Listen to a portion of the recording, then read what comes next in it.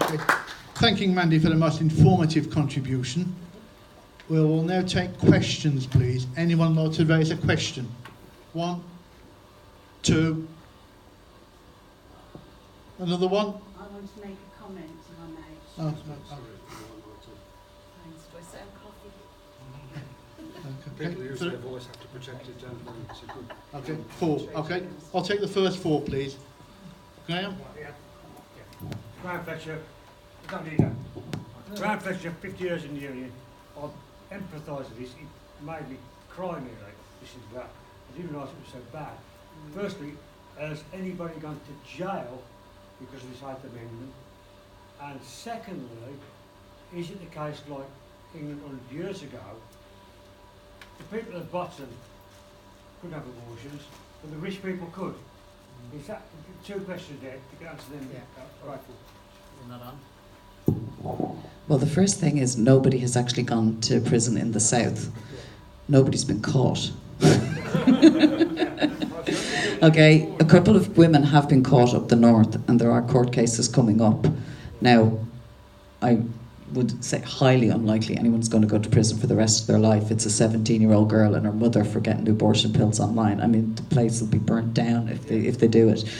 But the threat is still there of getting some sort of, criminal charge. Your second question was that the rich people could afford the abortions and the poor people couldn't, was it? That was 100 years Yeah. ago in our country, yeah. Well, that's exactly the same, because, we have abortion in Ireland in terms of it being exported to the Netherlands and the UK, but it's only rich people who can access it. It's only people with the funding. Like, it can cost €2,000 or more to travel, and if a woman is only earning €20,000, it's 10% of her annual income. They just can't do it, so it's forced motherhood, Thank you for that. I think just a very quick question. You're saying you're going to have a referendum. Is that going to be island-wide, or is that going to be only the south or the north? Well, it is still 2 separate countries. So, how dare you? How very dare you?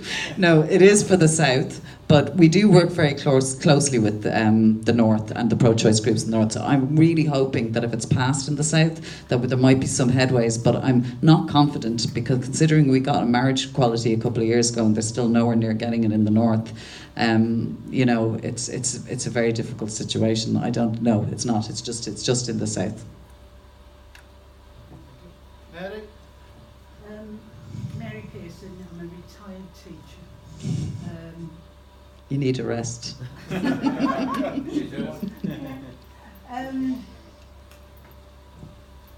feel I'm going in confession now.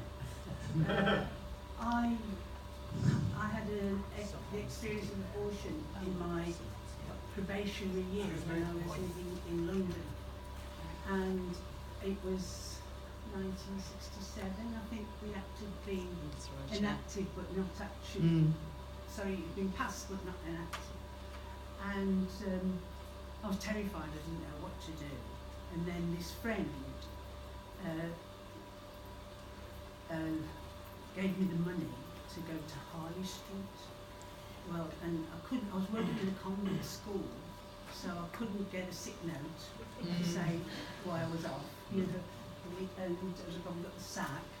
And the sort of injustice of it all has really stuck with me, to this day, because it's like no one charged the man, or it's just that the woman has to take that responsibility. I like your yellow, by the way. Thank you. I'm trying to keep the campaign light. It's a bit of a morbid subject. But I think it's really, now it's legal even. It was legal, but you have to have medical reasons and all that before. And so, but it's something, I feel like in confession now, I'm totally collapsed, Catherine. It's something that just never leaves you.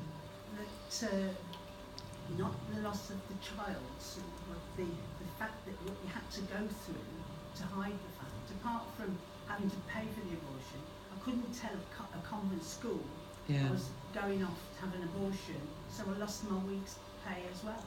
And there's a huge amount of research that's been put into the aftermath of women who suffer from abortions. And the no side will tell you all the time that it's regret and they're sorry they did it. And, you know, if we didn't have abortion, they'd be much happier if they didn't go through it. But actually, any of the psychological damage, there's been huge research put into this. It's the fact that people have to tell lies, hide, get money, travel, pretend it never happened. It's that whole aspect of it that really affects people. It's not the loss of the child. It's the fact that it has been such an ordeal. Yeah, so I mean, I've been on protest. It's the thought of abortion law since then. But when you're 21 in a strange city and it happens and you don't know where you're going to, you know, what's going to happen, and you just anyway it was a real traumatic experience, not the actual abortion. I suppose I got a bit of a Catholic guilt over that, but it was over having to lose my wages for a week. Because I couldn't get a sick note.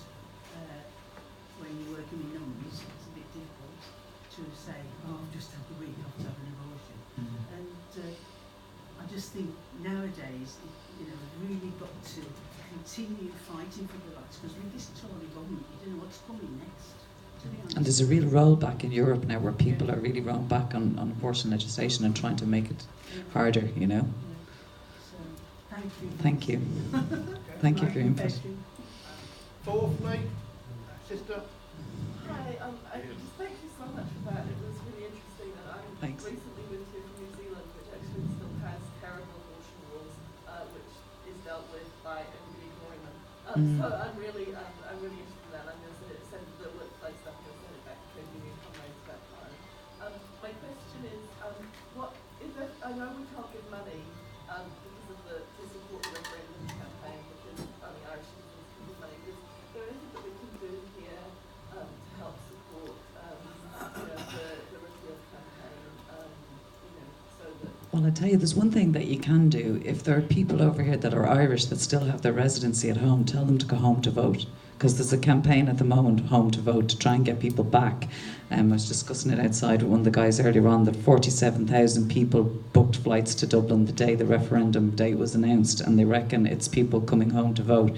So that's what they did in the marriage equality campaign, and it really swung things. So if you know anybody that has the ability to vote, send them home. You know? Thanks.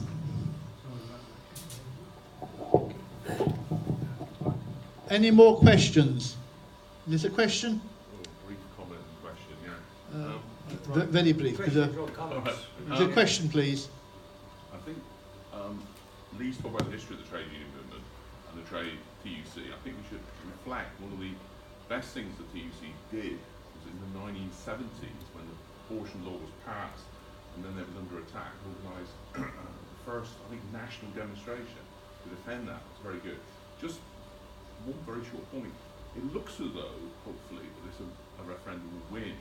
So we have this situation where we have equal marriage in the south of Ireland, rights of abortion, and you have none of that in the north. But the traditional argument against Irish unity for the unionist extremists was that you can't unite with a papist south run by the Pope.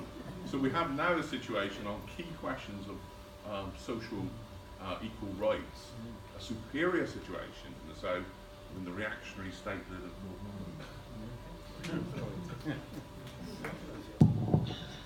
Well, it's something that we say all the time as well. You know, we find it bizarre that that they are so right wing, really. You know, and that it is a kind of, it was always, but it was religion and church and state in the south that caused all this. So yeah, you would think that they would react against it and go against it and, you know, take it on board. But no, they've been slow to come. But I think there's a lot of that as well. It's Presbyterian stuff, and, you know, it's just deep-rooted. Well, if we can thank both Lee and Mandy for their excellent contributions today. Big round of applause, please.